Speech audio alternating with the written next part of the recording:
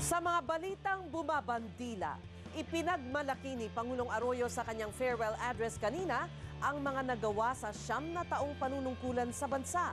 Nanawagan din siya ng pagkakaisa. Magbabandila si Willard Che.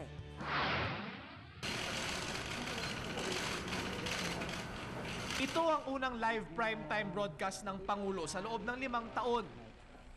I am sorry. Ang huli ay noong 2005 nang mag-sorry ang Pangulo kasunod ng Hello Garcia scandal. Di gaya noon, mas relax at nakangiti ngayon ang Pangulo. Bukod sa mga reporter, nanood din sa studio sa palasyo ang anak ng Pangulo na si Dato, ang asawa nitong si Kakay at ilang miyembro ng gabinete. My fellow Filipinos, we come together tonight as we approach a hallmark of democracy for our great nation, the smooth transition of power to a new leader. Sa kanyang farewell message, muling binati ni Pangulong Arroyo sina President-elect Benigno Aquino III at Vice President-elect Jejomar Binay na nagwagi sa makasaysayang automated elections. Tonight, I once again congratulate President-elect Aquino and Vice President-elect Binay.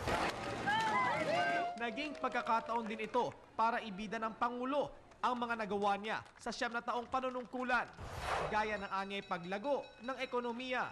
Look around you in our cities as you drive by the office towers that have changed the skyline. Look around you in our provinces as you drive along the roads, bridges, and rural ports where we have made massive investments. This is the face of change.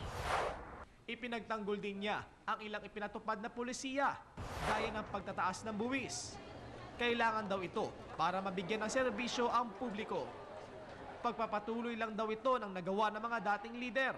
Mga bagay na dapat din daw ipagpatuloy ng susunod na administrasyon. I feel confident that we are leaving this nation much stronger than when I came to office. But I leave that for history to judge.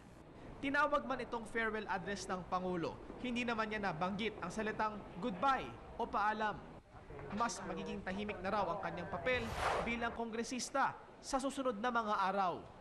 This time next week, I will be moving into a new phase of life, leading a quieter public role. Sa huli, nanawagan ang Pangulo sa lahat na magkaisa sa bagong liderato bago nagpasalamat sa pagkakataong makapaglingkod.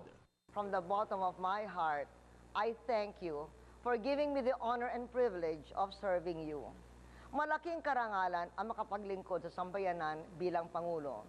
Sa inyong lahat na napagsilbihan ko sa mahirap ngunit makasaysayang landas, maraming salamat. Para sa Bandila, Willard Che. Nagharap-harap